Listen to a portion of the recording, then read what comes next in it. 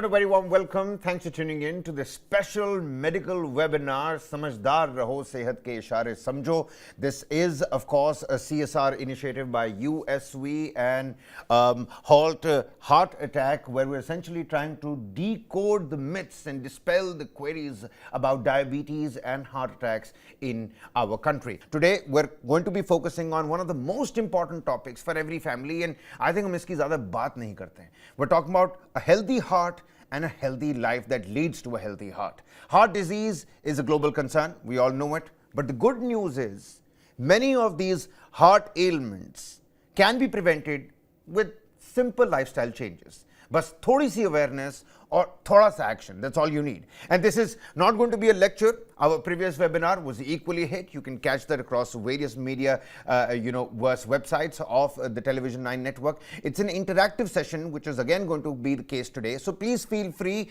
across all the people that are joining us on our webinar to please switch on your cameras, show us your beautiful faces, raise your hands, or you can drop your questions in the chat box. हमारे doctors अभी इसी समय आपके सारे सवालों का समाधान और आंसर यहीं पर on this live webinar देंगे. Our doctors will be answering them live. आपके सवाल उनके जवाब directly hear it from the experts. And we're honored to have with us of India's leading cardiologists. Let's get the snowball rolling without wasting any more time. These are busy doctors, let me tell you. They're taking out crucial time from their daily schedules. There are many people that are, of course, waiting their services in various OPDs. Joining us, Dr. Dhamodaran K, Senior Consultant, Interventional Cardiologist, Apollo Hospitals, Chennai, and Dr. Vilas Magarkar, Head of Cardiology, Seth Nandlal, Dhoot Hospital from Sambhajinagar. So let's get started with this journey towards a healthier heart and a healthier life.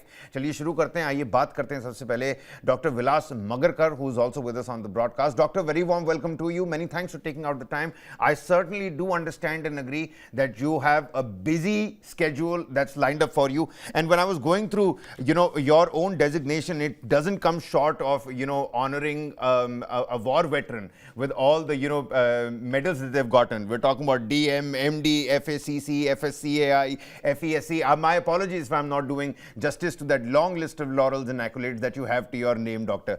Many thanks for joining us here. Many thanks to all the viewers. And I will be putting across some questions, put you on the spot, Doctor, because many times you're the person who's putting the patient on the spot when it comes to heart ailments. This time, Doctor, collectively, everybody who's joining us on the webinar will be putting you on the spot. So get ready for those questions. But let's warm up. Constantly I've been seeing, Doctor, we try to compare our life with how many cigarettes one is smoking. Come winter season, when there's pollution in the national capital, people start saying, okay, if you're traveling outside in Delhi, this is equivalent to 10 cigarettes. If you had 2 samosas, this is equivalent to so many cigarettes. So is sitting down the new smoking? Is sitting down really that bad for us? Because, I'm sitting down on the anchor chair for about 9 hours, 8 hours, in the entire day. Is sitting the new smoking? Where do you stand on that comment? Yeah, true. As you rightly said, sitting is not good. Sitting idle for a long duration is not good. Exercising is very important. Doing regular exercises is like mandatory nowadays. We Indians, Southeast Asian people are very prone for heart problems, heart attacks. And if we do not do the regular exercises and if we have the habits of nicotine addiction, then we are very prone for heart attacks. The chances increases or multiplies subsequently. Sitting, like you can compare it with a car which is, if the car is not, it is just parked in the garage and it is not moving, then there is a chance of having engine problem, chances of having tire problems and everything. Right. So if the car moves little bit, if there are some small movements also, exercises which we do regularly, so that helps the person to move the way the car engine to move.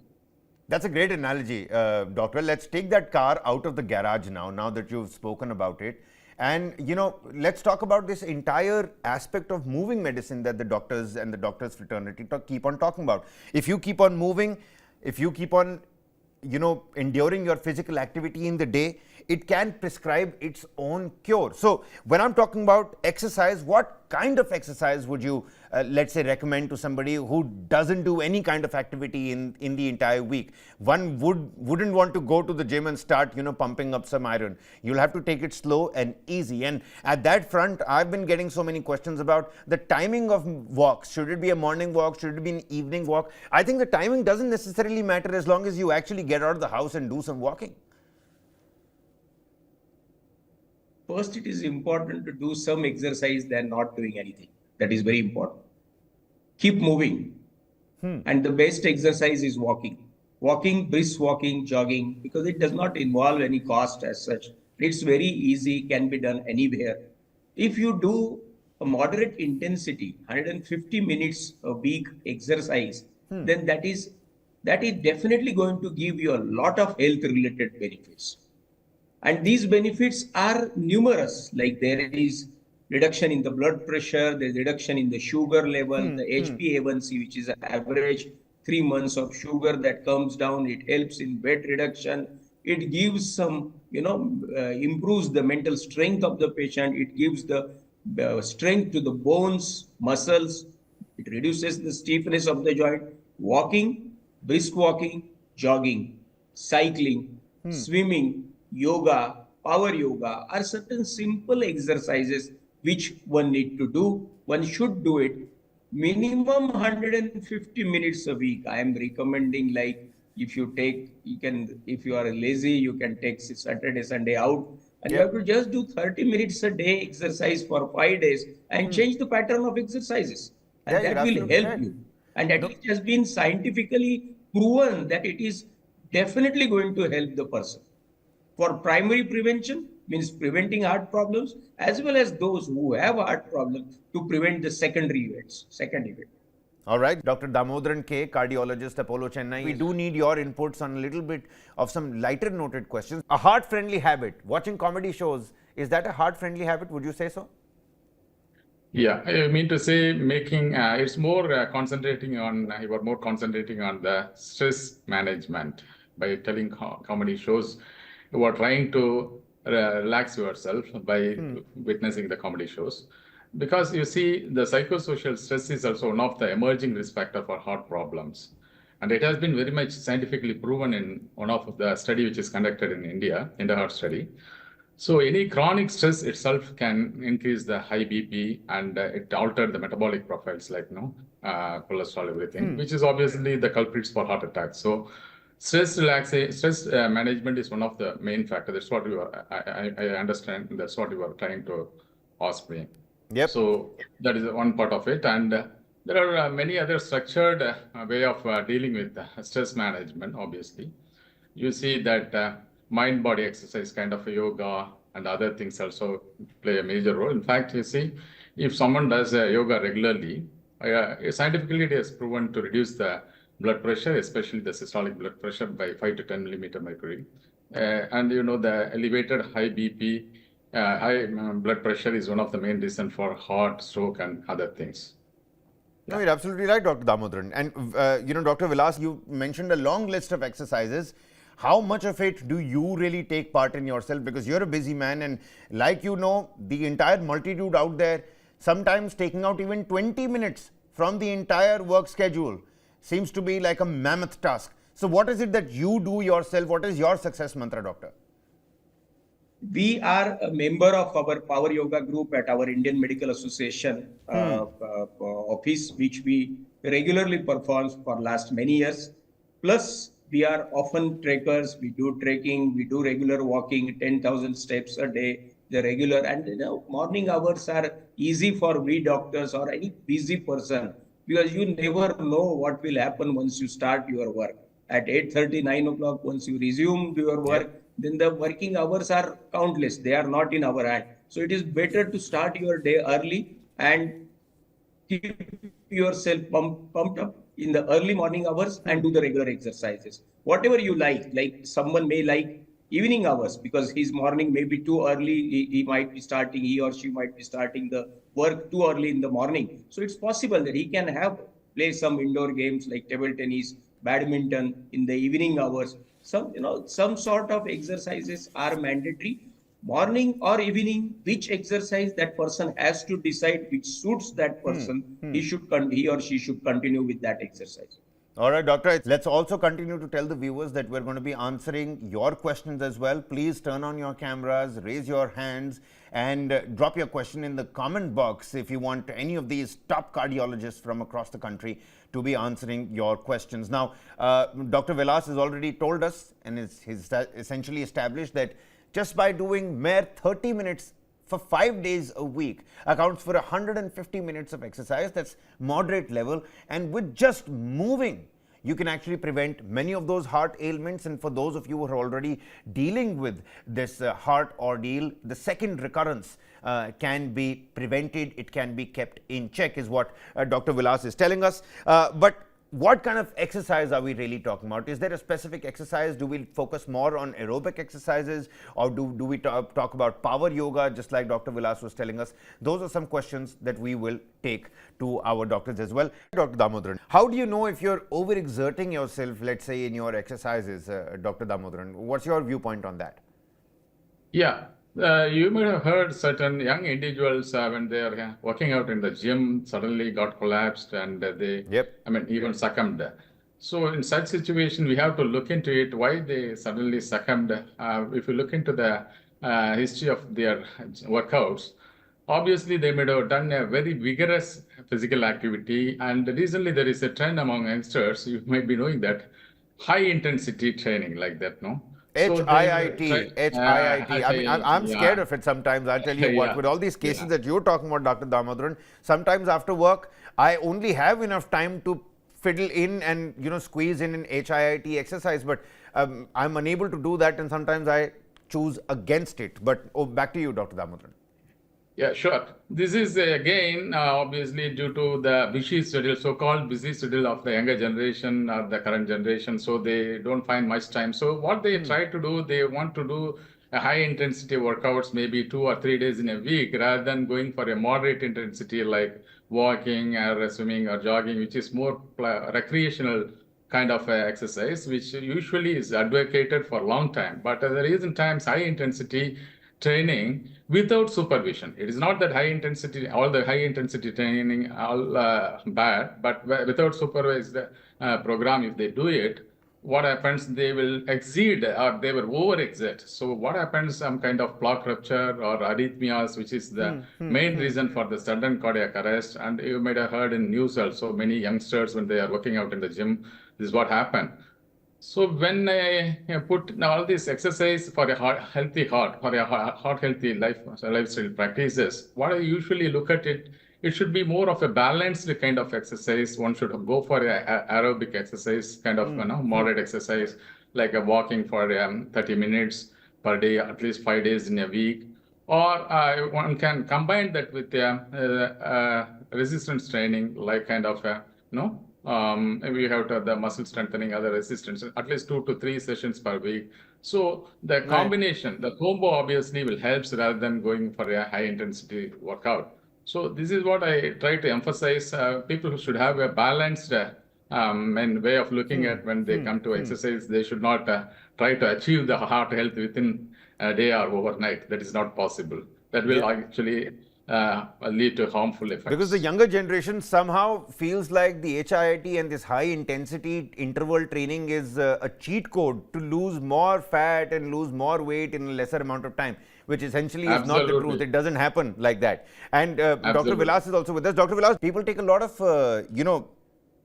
blood pressure medicine. If somebody is partaking in a lot of cardio, if somebody is partaking in a lot of, aerobic exercises, could one say they don't necessarily need that blood pressure medicine? It is not like that. Exercise is mandatory for any patient who is having high blood pressure. Exercise reduces number of pills, antihypertensive tablets. How much it reduces? If someone is just doing 150 minutes a week exercise, any dynamic exercise, aerobic exercise, then there is a reduction of approximately 5 to 7 millimeter of mercury systolic blood pressure. If he remains adherent to that exercise For weeks and months together, there could be reduction of around 12 to 15 millimeter Wow. of mercury. Any antihypertensive tablet, one tablet approximately reduces blood pressure by 5 to 8 millimeter of mercury. Approximately, different types of antihypertensives are there. So if we remain adherent to the antihypertensive treatment, we remain adherent to the exercises regularly, you will notice that your number of tablets will reduce gradually if you remain adherent to the exercise. Exercise is producing systemic vasodilatation. Exercise reduces systemic vascular resistance. It is just like dilating the vessels, relaxing the vessel. Suppose there is a traffic jam. There is a Right. traffic jam. There is a difficulty in passing through that traffic jam. If you widen the road, traffic will easily move. Similarly, if you do exercise, the blood will flow. If the blood will flow, then the chances of blood pressure reduction will be there, and more reduction will be there, less number of antihypertensive tablets are needed. This is for the adherent exercise schedule responsible for reduction of antihypertensive tablet. But remember, we are giving multiple other benefits by doing exercises. Not only the blood pressure, sugar reduces, weight reduces, energy level increases, mental strength increases, chances of having depression and anxiety reduces, patients start feeling well. Then there is a, cholesterol level. Cholesterol reduces significantly, and ultimately it leads to subsequently huge number of reduction of vascular events in future. So it is exercise acts just like a dilatation of the vessels, which is done by such medicines. I am not saying that if you do exercise, you will not need antihypertensive, but definitely exercise is mandatory. It reduces number of antihypertensive tablets. Plus, if you are remain adherent to the exercise, there are high chances that you will be disease free subsequently in your entire life. Dr. Vilas, you've given us two motor analogies, one of the car standing idle in a garage and the other one is of the traffic movement. You seem to be like a car head and a car junkie to me. We can discuss that, in detail later. But when we're talking about, blood pressure and some symptoms that people can talk about, some underlying symptoms that, won't necessarily be caught by the common eye outside. Let's say somebody who's coming of age doesn't have much medical complications, but there is a BP issue. What are some symptoms that one can keep in their mind or keep a tab on, keep a constant check on? Are there some underlying symptoms that people don't necessarily talk about or the medical books miss out on? Yeah, the most important thing is hypertension or high blood pressure is a silent killer. Many times patients, they do not have symptoms. That is the sad part. And gradually the blood pressure keep on increasing, and these the digits which are very high subsequently damages the organs like heart, kidney, brain. And after having the damage, then patients start noticing, yes, there is some issue which has happened because of high blood pressure. It is not an uncommon thing in our clinical practice that patients which are coming to us have not checked their blood pressure because they were not having symptoms. True on their part to some extent, but what I would suggest that in India, when in urban population, around 1/3 of the population is having high blood pressure, more than the desired level, one should have intermittent checkups at home with home digital BP apparatus, at the level of family physicians, or you can have some health checkup plans at the corporate hospital where all these, silent things can be diagnosed. This is one thing as an asymptomatic rise in blood pressure. Second thing is headache, giddiness, palpitation, own awareness of the heartbeat, and breathlessness on exertion, sometimes sweating. These are the signs of increased blood pressure. But remember, someone may have 160, 108 blood pressure, but may not have any symptom. But if someone is having symptoms, then he must check the blood pressure. High blood pressure could be the reason of such symptoms: headache, giddiness, shortness of breath on exertion, sweating, palpitation, and some chest discomfort. At home, so many of our mothers, our sisters, several men as well, they're now homemakers, doctor. they do all the chores at home, kapde dho liye, bartan manj liye, jhadu pocha laga liya, and they say that, we're walking around the entire house. Do we need more exercise? Is that enough? What do you say, doctor? What do you have to say to them who think that at home what they do is enough of movement and exercise? These household chores that they come into the mild intensity exercise. And if we think of having heart protection, if we think of having protection for heart, brain and kidney to prevent the subsequent vascular event, we need some better exercises than that. Because what we have recommended in the initial part of the lecture, the exercises should be moderate intensity exercise for 150 minutes.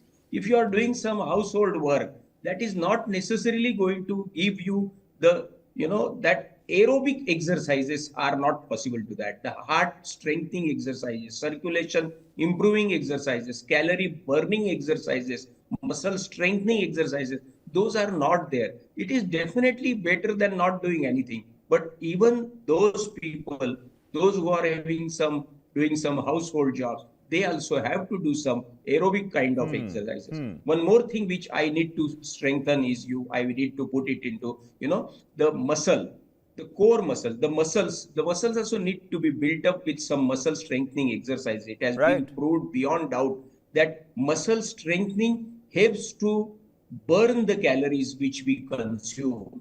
It helps to reduce the cholesterol. It helps particularly to reduce the blood sugar level, because less the fat patient is having, more muscle mass the patient is having, there are less chances of diabetes, because diabetes is mainly a central obesity and insulin resistance. That is the scenario which is commonly seen. So muscle strengthening exercises also need to be combined at least twice a week along with your routine exercises. And it has to be like a nice balance, a healthy balance of cardio exercises, a healthy balance of aerobic exercises, a healthy balance of muscle building exercises. The synthesis, purely the formation of muscle, is going to reduce fat and weight in the body, which is again going to have multiple positive benefits in the long run. Talk to us about cholesterol as well. We've spoken about diabetes, we've spoken about how moving is a medicine in its own self, but HDL, LDL, good, the bad cholesterol, and exercising,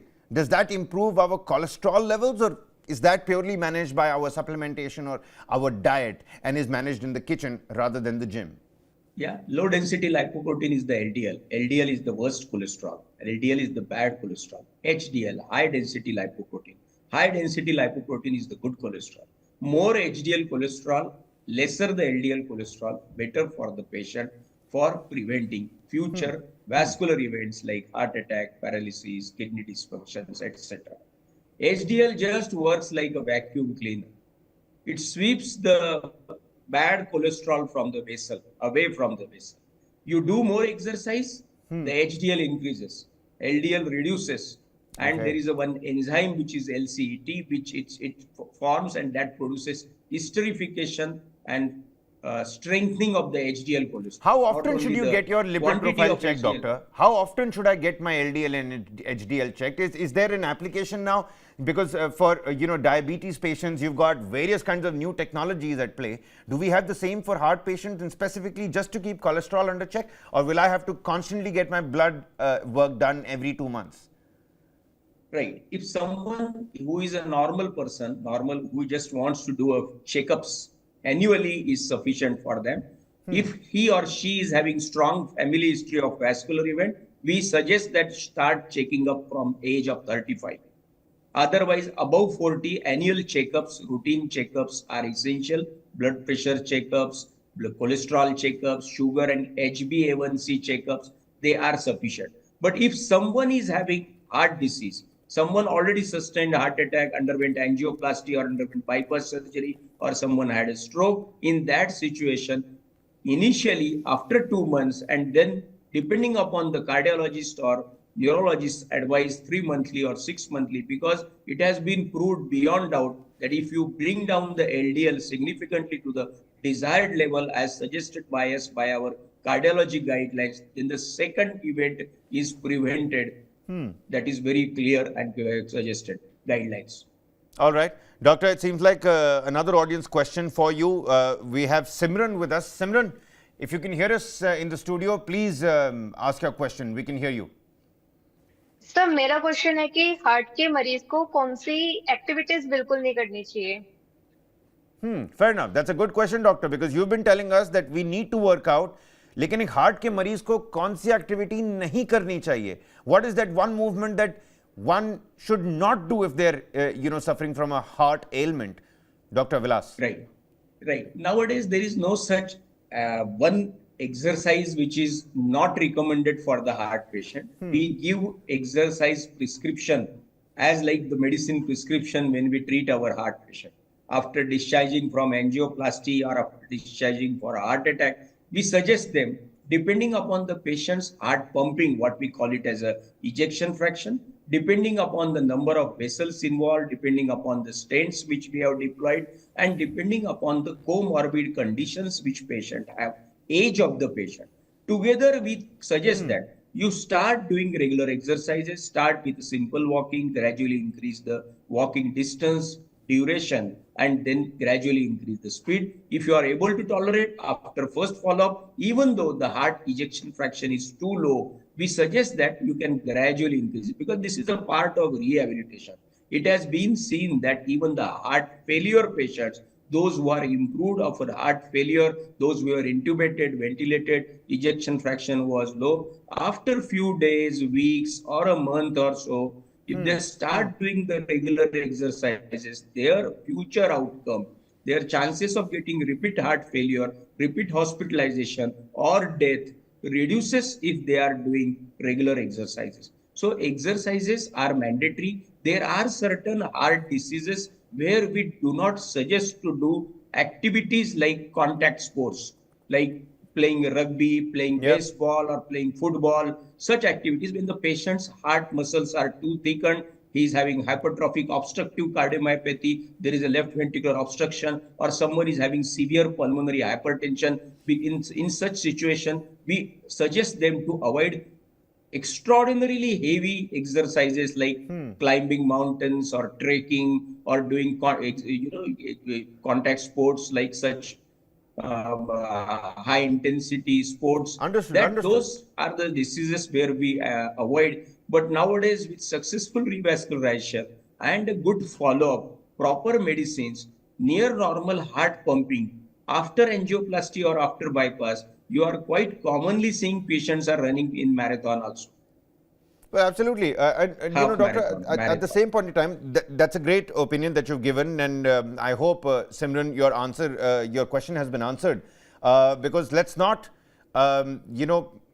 stigmatize exercising after, a heart ailment or a surgery. It's important that rehabilitation is done, of course, under right kind of guidance from the doctors, his team, like Dr. Vilas was just telling us.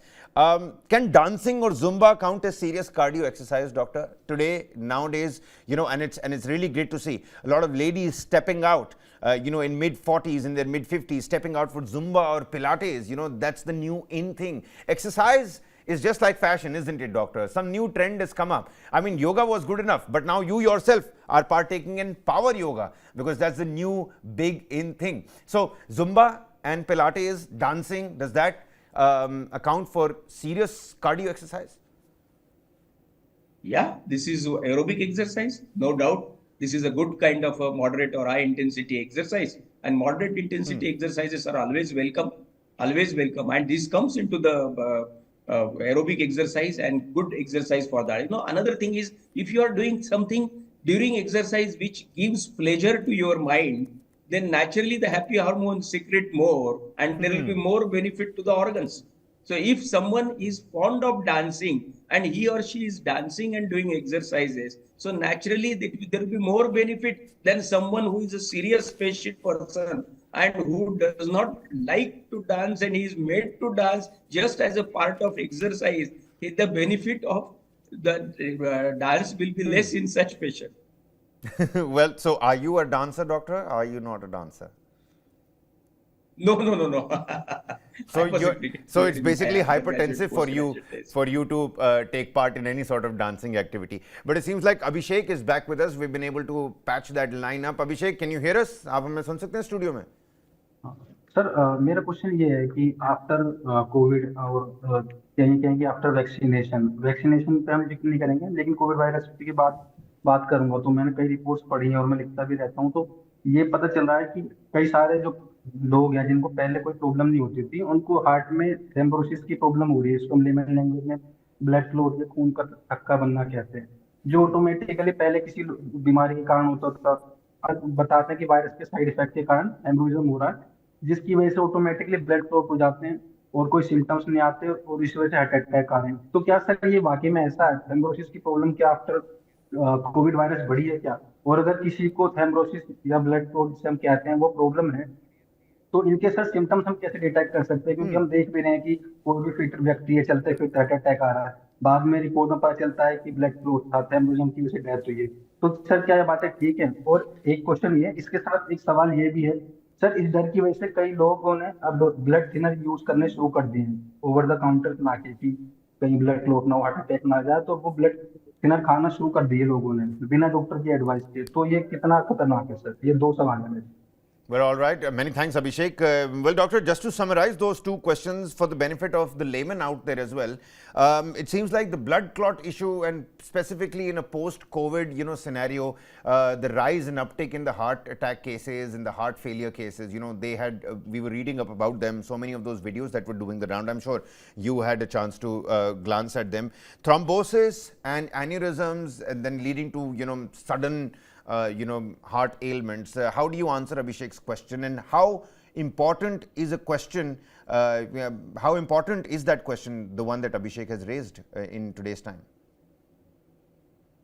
Yeah, Abhishek has raised definitely an important question, because already, like we Southeast Asian population, we were suffering from heart problems more as compared to our Western part, and far more as compared to the Japan and China. But there is definitely an increase worldwide, globally, during particularly that pandemic of formation of the clots inside the vessels. Whether the clots were there in the heart vessels, clots were there in the brain vessels, or in the extremities. So there was an increase, because that virus has the capacity to form the clots. There was a prothrombotic tendency, even Mr. Abhishek was also rightly pointing out. But whatever has happened, that has happened at that time, and after 100 days, probably there is a so less stigma of that viral infection, or someone have had vaccination and some mild illness at that time. So there is a so less of the stigma left now, that we are now, after 5 years of that 4 or 5 years of pandemic, we have stopped asking the question that did you have COVID at that time, or did you take the vaccine at that time? Because it is like whatever has happened, that has happened at that time. COVID has occurred. COVID has produced some, in few percentage of the patient, prothrombotic tendency. We used anticoagulants during that period, including heparin, low molecular heparin, newer oral anticoagulants. But after 100 days, then everyone is equal, like you, me, and those who have not COVID. So everyone is equal. Now, as far as the blood thinner is concerned, I strongly recommend to take blood thinner only under the supervision of the doctor. And if doctor, your physician, cardiologist, or your vascular surgeon advises you to take it, then only take it, because blood thinners are producing antiplatelet activity. They are reducing the chances of thrombus formation. But if you do not have the thrombus, you do not have that tendency, or even you have it, but it is prone to give you bleeding complications.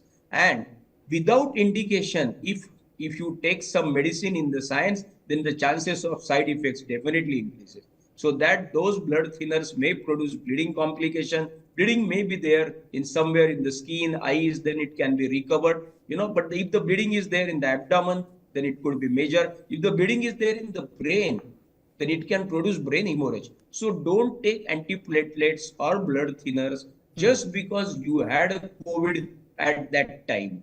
COVID is over now. Like it is just like a routine infection. It is an endemic. You can say it is no more a pandemic and left now. So it is so you need not have to take blood thinner unless your doctor suggests you to and prescribe you blood thinner, because blood thinner is at the cost of bleeding complications.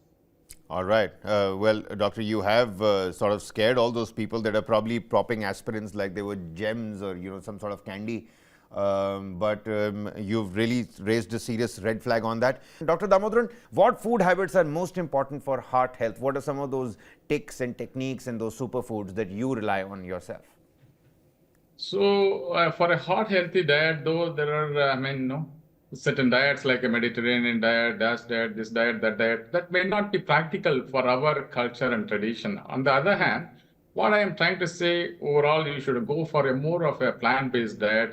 After all, if you want to have something like a non-vegetarian, go for a fatty fish and egg whites. These are all okay. Otherwise, you should not go for a much consumption of meat, which has a lot of cholesterol. And also the plant-based means at least 3 servings of fruits per day. That is what recommended. And also rich of fiber. This is what basically in the Mediterranean diet. When coming to the oil consumption, obviously oil consumption and the dealing with oil is more of an oily issue. And you need to be very careful about the combination. What I generally practically advise to any family member who accompanies, especially ladies who accompanies the patient, I usually ask a number of people in the family, say, for example, go for half a liter of oil per month consumption. Say, for example, 4 people in a family, go for 2 liters. And the ratio should be like 3:1. One part will be of a monounsaturated fatty acid oils like gingerly oil or something like that. Whereas the other one, the 3 parts will be like kind of a rice bran oil and or sunflower oil. This is the reasonable this one. More than that, we should try to avoid the trans fatty acids. Trans fatty acids means they should not. We have the habit of always conserving things. When our mama prepares something in the morning, if there is a residual balance of oil, they will re-cook it with the same oil. That is more dangerous than obviously going for this. I think Dr. Vilas also could agree with me. So that is what the main issue, oil, because the oil is the main source of fat consumption, especially in our country, where a lot of masalas and kind of curries we used to have. So this is what so more of a plant-based food substance and less of low-calorie and high-fiber diet, fruits, and obviously nuts maybe in certain amounts will definitely make the so-called Indianized Mediterranean diet. That's what I can tell you. So this will definitely help you. Obviously, one should avoid preservatives, junk foods that everybody knows about that because they're all having some of the harmful ingredients. We all know that. Yeah. Well, many thanks, Dr. Dhamodaran, for very eloquently putting it out. Our own structured, balanced, and Indian Mediterranean diet. Let's put it that way. I just coined the word. I may be wrong, but just to add some flavor to that. Because Indian palate, we need flavor. That there's always room for more flavor that can be added into our on our plates. Mofizol, अगर आप हमें सुन सकते हैं, please अपना question बताइए. मैं जो सांस प्रश्वास ले रहा हूँ वह पूरा से नहीं ले पा रहा हूँ, थोड़ा नहीं, बहुत प्रॉब्लम हो रहा है, सर में दर्द हो रहा है और बॉडी बहुत वीक हो रहा है. This is your position right now. आपके साथ अभी ये हो रहा है? अभी हो रहा है. इसके पहले मैं कोलकाता में था और वहाँ पे मैं एक नर्सिंग होम में भी था, 60 दिन वहाँ पे था, लेकिन अभी वो हो रहा है. Well, this seems to be like a live clinic situation, Dr. Vilas. Mofizol is telling us that he's got a headache. सांस लेने में बहुत तकलीफ हो रही है. He seems to be already undergoing some sort of treatment. How about we play out this live, doctor prescription sort of a setup? Take it away, Dr. Vilas. Any more questions for Mofizol? I can become the receptionist at the front of your clinic. Yeah. We have to advise him whether he is having high blood pressure, whether he is diabetes, whether he is asthmatic. It could be just an asthma which is producing breathlessness to him. If he is, what was the diagnosis when he was admitted for 7 days? Was he been prescribed with some medicines? Is he regularly taking those medicines? Is he following with his doctor? And depending upon his follow-up, whether the doctor is changing the medicine, it is very difficult sitting far away, thousands of kilometers, to prescribe something on such complaints, which could be because of so many diseases. It could be because of high blood pressure. It could be because of low heart pumping. It could be because of simple asthma. It could be there because of COPD in smokers. We do not have the history, what past history he was taking and this. I would suggest he should meet a doctor with his old records and depending upon the clinical examination, necessary investigation, previous medicines what he has received, and accordingly the doctor will change the medicines and give him the best possible results. Let's unravel this case study further. Mofizul, आप जब कलकत्ता में थे, जब अस्पताल में थे, तो doctors ने एग्जैक्टली क्या कहा, क्या कारण बताया उन्होंने? काफी ठंडे के लिए मेरा जो है वो ठंडे के बारे में बताया, जो थोड़ा सा इन्फेक्शन हुआ है ऐसे बताया, लेकिन मेरा अभी जो हो रहा है सांस प्रश्वास जो हो रहा है बंद हो रहा है ऐसा लग रहा है मेरे को, और सर में बहुत दर्द हो रहा है, तो ऐसा ही प्रॉब्लम दिखाई दे रहा है. Seems to be a lot of headache, Dr. Vilas, and seems to be some sort of a cold-related disease. It could be pneumonia. I mean, I'm not a medical expert here, but whatever Mofizul is telling us. But Mofizul, doctor का ये मानना है कि आपको इसी समय अपनी report लेके एक डॉक्टर को दिखा देना चाहिए अपने आप को, first and foremost. Also with us on the broadcast is Kahkasha. Kahkasha, can you hear us from the studio? आप अपनी बात रखना चाहती थी. Would you like to do that, please? कि हमने सोशल मीडिया पर और कई केसेस ऐसे भी देखे हैं जिसमें वर्कआउट करते हुए लोगों को हार्ट अटैक आ गया है. तो ऐसे क्या रीजंस हैं कि वर्कआउट करने के बाद भी हार्ट जो है वो हेल्दी नहीं रह पा रहा है? That's a very good question, Dr. Vilas. Again, these questions are putting you on the spot, and I'm enjoying it low-key a little bit as well. Dr. Vilas, so many people, we've seen them running on the treadmill, picking up big weights, heavy weights, and then crumbling right then and there. Are there some telltale signs that they should understand themselves, or maybe they're ignoring? And could there be a possibility that there was no sign? A man was absolutely healthy, kept on going to the gym every day, kept on following his cardio regimen, and then one day the heart just gave up? Yeah, it is like exercise is good. Too much exercise, and that too when you are unaccustomed to the exercise, is not good. That is first thing. Second thing, you have to look into the matter, age of the person, his family history of heart problems in the past. There is a family history many times that the father or elder brother has sustained myocardial infarction, heart attack, what you say. There could be a family history of sudden deaths in the family. Such patients should be careful for doing too vigorous exercises. One, the exercise has to be supervised. Exercise has to be gradually increasing. If you are not fit, if you are not slept well, if you are smoking, you have done a late night party, and just to complete the schedule or just to prove someone that you have done the exercise in spite of the late night party, and you are running on the treadmill vigorously, you are in 50s, you are competing with someone who is 30 and he is running on the treadmill nearby you in the next on the next treadmill. So that is not good. So exercise, too much exercise is bad. Exercise is good. This is what our science says. Like 150, good, sufficient. 150 to 270, good, continue. 270 to 350 minutes per, it plateaus. And if you increase then more, then the chances of benefit reduces. There could be muscle injury, there could be issues related with athlete heart, there could be hypertrophy of the heart, there could be chances of developing arrhythmogenic right ventricular dysplasia, there could be chances of developing a focus, rather in a late term, which can produce an irritable trigger, and that trigger can produce a rhythm disturbances into the heart and can produce sudden death. So, you have to consider all these things.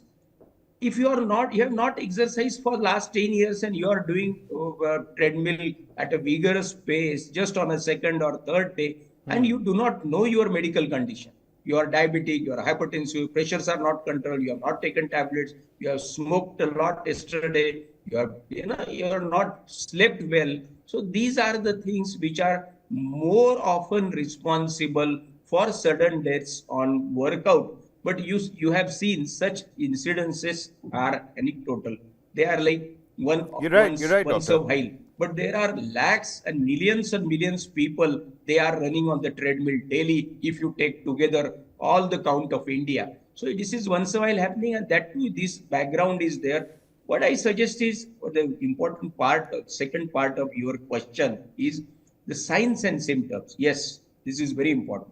If you are not well, you are thinking that नहीं यार आज मन नहीं कर रहा है exercise का, just walking करो, जस्ट स्लो पेस में अगर आप करना चाहते हैं ट्रेडमिल करो. If you are comfortable then increase the speed. If you are feeling palpitation, if you are feeling giddiness, if you feel that there is some heaviness in the head while walking, giddiness सा हो रहा है, unnecessarily मुझे 10 minute दौड़ना है, I just want to complete that, don't do it.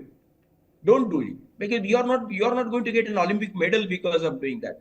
No, you have to just hold on at that time, think what is happening, take a rest, have few sips of water, be comfortable, take a breath. If you think you are not okay, go home, do it on the next day freshly. Next morning can be a good morning for you. Or rather than running on the same day, just chasing for the target for nothing is not good. You have to think everything Because these together. days people are And wearing their such smartwatches and they're saying, I have to complete my 15,000 steps, the goal that I've set for myself. No matter what happens, come hail, come storm, I'll finish my 15,000 steps. And talking about completing 15,000 steps, it seems like Dr. Dhamodaran K. If somebody, let's say, is wearing a smart watch, Dr. Dhamodaran, and on the smartwatch, you can clearly see what your heart rate at that moment is. So in an HIIT setup, if somebody is going in for a high intensity training, what is that barrier that one should keep a mental note of? Isse aage nahi jani chahiye heart rate, something like that. Recently, people are more techno-friendly or techno-freak, I can say, though they are, though we are not in fact wearing such smart watches, but when some of the patients, when they peep into my consultation chamber, they say, when I ask, are you going for a walk regular? They say, no, sir, I have completed 9,000 steps daily. You can see that. So obviously, that is another way of objectively, we cannot blame that, objectively telling that I'm doing this much of work. Scientifically, a recent study showed that anything more than 7,000 and less than 10,000 is acceptable. And if one is trying to push himself to do 15,000 or 20,000, may not be that much beneficial to the heart.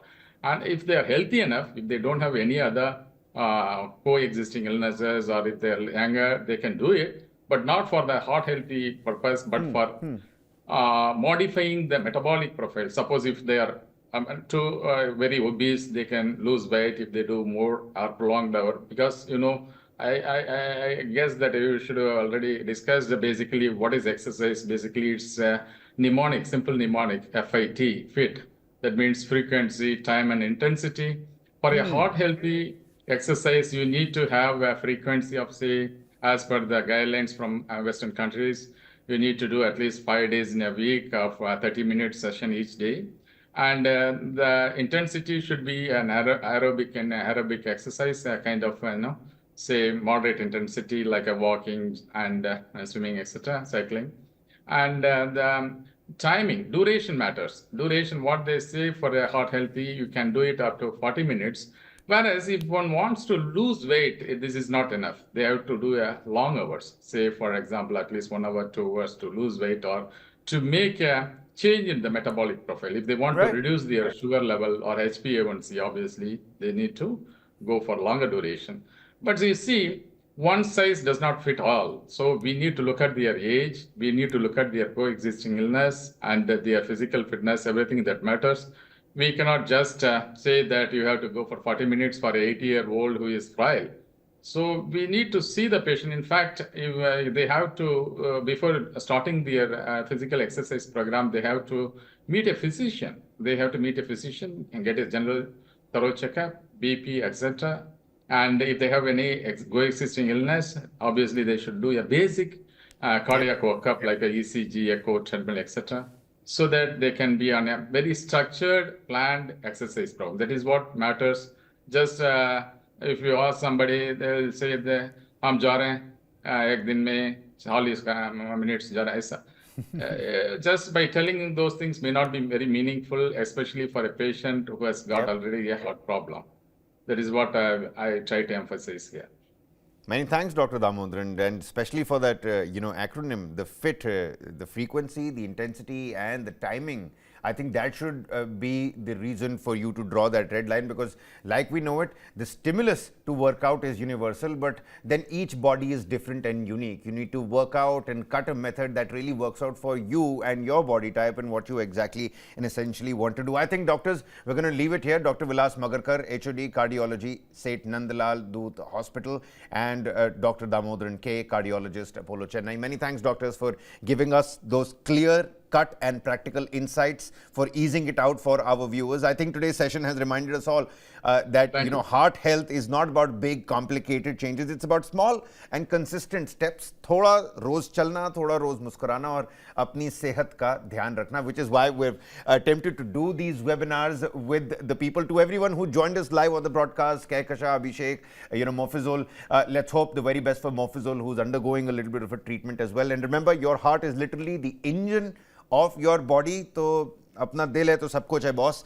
which is why these doctors have helped us understand why it's important to take care, their own success mantras for you. Many thanks, doctors, for joining us here on the broadcast. That's all the time we have for you in this edition of Samajhdar Bano, Sehat Ke Ishare Samjho.